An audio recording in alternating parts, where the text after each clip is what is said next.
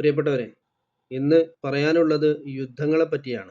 നാം യുദ്ധങ്ങളാണ് കഴിഞ്ഞ കുറേ കാലങ്ങളായി സോഷ്യൽ മീഡിയയിലൂടെയും നമ്മുടെ ചുറ്റുമൊക്കെ കേട്ടുകൊണ്ടിരിക്കുന്ന വാർത്തകളും കണ്ടുകൊണ്ടിരിക്കുന്ന വിഷ്വൽസുമൊക്കെ.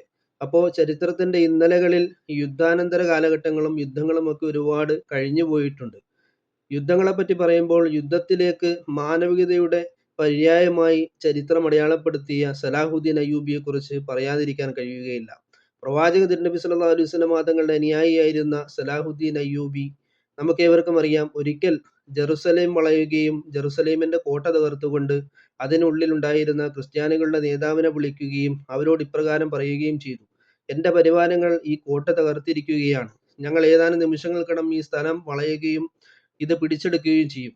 എൻ്റെ പരിവാരങ്ങൾ അകത്തു കയറിയാൽ ചിലപ്പോൾ സ്ത്രീകൾ കൊല്ലപ്പെട്ടേക്കാം, മൃഗങ്ങൾ കൊല്ലപ്പെട്ടേക്കാം, നിങ്ങളുടെ പിഞ്ചോമനകൾ മരിച്ചേക്കാം. അപ്പോൾ അതുകൊണ്ട് എത്രയും പെട്ടെന്ന് ഈ സ്ഥലം വിട്ട് സുരക്ഷിതമായി നിങ്ങൾ പുറത്തു പോകണമെന്ന് പറഞ്ഞപ്പോൾ അദ്ദേഹം സംശയത്തോടു കൂടി തിരിച്ചു ചോദിച്ചു: അല്ല സലാഹുദ്ദീനെ, ഞങ്ങൾ ഈ താങ്കളുടെ വാക്ക് വിശ്വസിച്ച് പുറത്തിറങ്ങിയാൽ നിങ്ങളുടെ സൈന്യം ഞങ്ങളെ കൊല്ലില്ലെന്ന് എന്താണ് ഉറപ്പ്? അത് ഞാനാണ് പറയുന്നത്. സലാഹുദ്ദീൻ അയ്യൂബിയായ നേതാവായ ഞാൻ പറയുന്നിടത്ത് മറ്റൊരു വാക്കില്ല എന്ന് പറഞ്ഞ് അദ്ദേഹത്തിന് മറുപടി കൊടുത്തപ്പോൾ അദ്ദേഹം തിരിച്ചു ചോദിച്ചു: അനേകായിരം വർഷങ്ങൾക്ക് മുമ്പ് ഞങ്ങൾ ഈ സ്ഥലം പിടിച്ചെടുക്കുമ്പോൾ മുസ്ലിമീങ്ങളോട് ഞങ്ങൾ ചെയ്തത് വളരെ ക്രൂരമായ കൃത്യങ്ങളാണ്. ഒരു ആളെപ്പോലും ബാക്കി വെക്കാതെ എല്ലാവരെയും കൊന്നു തള്ളിയിട്ടാണ് ഞങ്ങൾ ഈ സ്ഥലം പിടിച്ചെടുത്തതെന്ന് പറയുമ്പോൾ സലാഹുദ്ദീൻ അയ്യൂബി പറഞ്ഞു: അത് ഞങ്ങളുടെ മാതൃകയല്ല, അത് ഇസ്ലാമിന്റെ മാതൃകയല്ല എന്ന് പറഞ്ഞുകൊണ്ട് അദ്ദേഹത്തിനെ പോകാൻ അനുവദിക്കുകയും അദ്ദേഹത്തിന്റെ സർവ്വസ്വതന്ത്രമായി എല്ലാ വസ്തുക്കളും എല്ലാ സ്വർണങ്ങളും അദ്ദേഹത്തിന്റെ കൈവശം ഉണ്ടായിരുന്ന കുട്ടികളെയും മൃഗങ്ങളെയും അതുപോലെ സ്ത്രീകളെയും അടക്കം വലിയൊരു സമൂഹത്തെ ലെബനാനിലേക്ക് പറഞ്ഞയക്കുകയും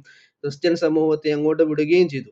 അപ്പോൾ നാം മനസ്സിലാക്കേണ്ടത്, രക്തം ചിന്തുന്ന അല്ലെങ്കിൽ കുറെ ആളുകൾ മരിക്കുന്ന, സമാധാനത്തിന് ഭംഗം വരുന്നത് മാത്രമല്ല യുദ്ധം. യുദ്ധത്തിലും ഒരു മാനവികതയുണ്ട്. യുദ്ധത്തിൽ കുട്ടികളെ കൊല്ലാൻ പാടില്ല, നിരാലംബരമായി യുദ്ധം ചെയ്യാൻ പാടില്ല, സ്ത്രീകളെ ആക്രമിക്കാൻ പാടില്ല, തടവുകാരെ വധിക്കാൻ പാടില്ല എന്നിങ്ങനെയൊക്കെയുള്ള മാനവികമായ മൂല്യങ്ങൾ ഉയർത്തിപ്പിടിച്ചുകൊണ്ടാണ് അനിവാര്യമായ ഘട്ടത്തിലെല്ലാം ഇസ്ലാം യുദ്ധത്തിന് തയ്യാറെടുത്തിരുന്നത് എന്നുകൂടി നാം മനസ്സിലാക്കേണ്ടതുണ്ട്. ഇസ്ലാം വികൃതമാക്കപ്പെടുമ്പോൾ സലാഹുദ്ദീൻ അയ്യൂബിയുടെ ചരിത്രം വളരെ പ്രസിദ്ധമാണ്, പ്രസക്തമാണ്. കാരണം ഈ ലെബനാനിലേക്ക് ക്രിസ്ത്യൻ സമൂഹത്തെ പറഞ്ഞയച്ച് അവർ സുരക്ഷിതരായി വിട്ടതിന് ശേഷം ഇംഗ്ലണ്ടിലുള്ള റിച്ചാർഡ് എന്ന് പറയുന്ന രാജാവ് സലാഹുദ്ദീൻ അയ്യൂബിയെ അദ്ദേഹത്തിന്റെ കോട്ടയിൽ വന്ന് ആക്രമിക്കുകയും തന്റെ പരിവാരങ്ങളുമായി വന്ന് യുദ്ധം ചെയ്യുകയും അങ്ങനെ കഠിനകഠോരമായി യുദ്ധം നടന്നുകൊണ്ടിരിക്കുന്ന സമയത്ത് ആ രാജാവ് പെട്ടെന്ന് താഴേക്ക് മറിഞ്ഞു വീഴുകയും അദ്ദേഹം ബോധരഹിതനായി താഴെ വീഴുകയും ചെയ്തു. അപ്പോൾ തന്റെ പരിവാരങ്ങളോട് എന്താണ് ഇദ്ദേഹം താഴെ വീഴാനുള്ള കാരണം എന്ന് ചോദിച്ചപ്പോൾ അദ്ദേഹത്തിന് കടുത്ത പനിയാണ് എന്ന് പറഞ്ഞു. ആ പനിയാണ് എന്ന് പറഞ്ഞ കാരണം കേട്ടപ്പോൾ ബഹുമാനപ്പെട്ട സലാഹുദ്ദീൻ അയ്യൂബി അദ്ദേഹത്തോട് കരുണ കാണിച്ച് അദ്ദേഹത്തിന്റെ പരിവാരങ്ങളോട് സാക്ഷി നിർത്തിക്കൊണ്ട് സലാഹുദ്ദീൻ അയ്യൂബി അവിടെ യുദ്ധം നിർത്തിവെക്കുകയും തന്റെ പരിവാരങ്ങളോട് പടയാളികളോട് പറയുകയും ചെയ്തു: യുദ്ധം നിർത്തിവെക്കുക. കാരണം അന്വേഷിച്ചപ്പോൾ പറയുന്നു, നിരാലംബനായ ഒരാളോട് യുദ്ധം ചെയ്യാൻ ഇസ്ലാം കൽപ്പിക്കുന്നില്ല. അദ്ദേഹം ആരോഗ്യവാനായി തിരിച്ചു വരട്ടെ, അതിനുശേഷം നമുക്ക് യുദ്ധം ചെയ്യാമെന്ന് പറഞ്ഞുകൊണ്ട് റിച്ചാർഡിനെ തിരിച്ചയക്കുകയും അദ്ദേഹത്തിന് വേണ്ട മരുന്നുകളും സാമഗ്രികളും ഒക്കെ കൊടുത്തയക്കുകയും ചെയ്തു.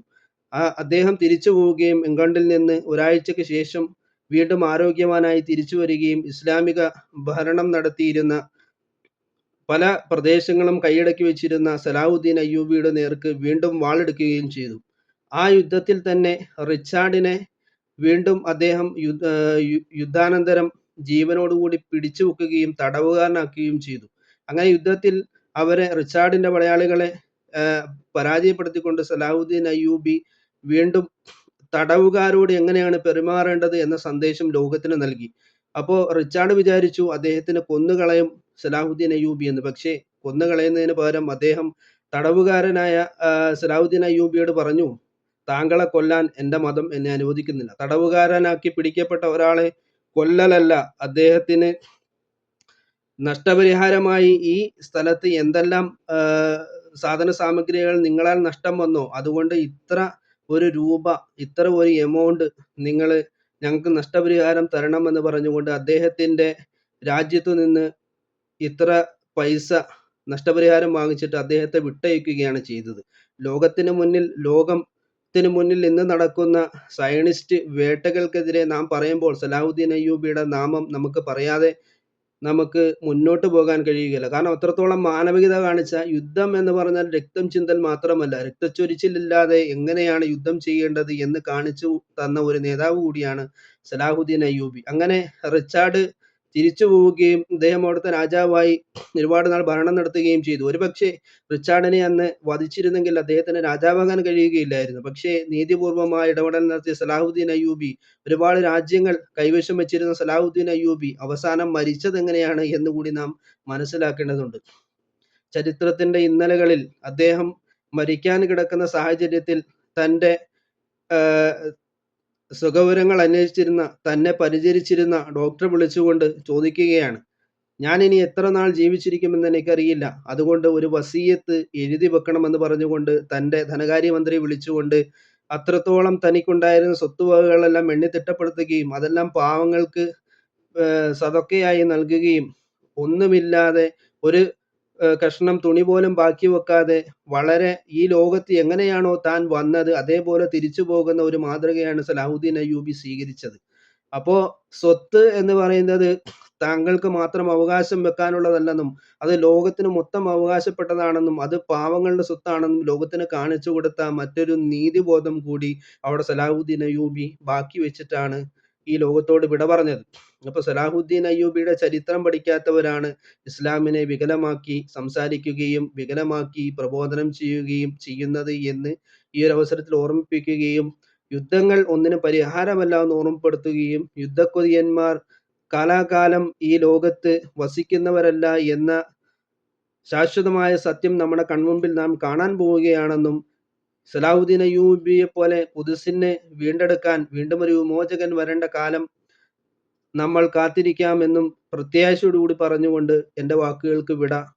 സമാധാനം പുലരട്ടെ, സന്തോഷം എന്നും നിലനിൽക്കട്ടെ. ഖുദ്സിന് വേണ്ടി പോരാടുന്ന, ഖുദ്സിന് വേണ്ടി അഹോരാത്രം കഷ്ടപ്പെടുന്നവർക്ക് അള്ളാഹു സമാധാനം നൽകട്ടെ എന്ന് മാത്രം പറഞ്ഞുകൊണ്ട് നന്ദി.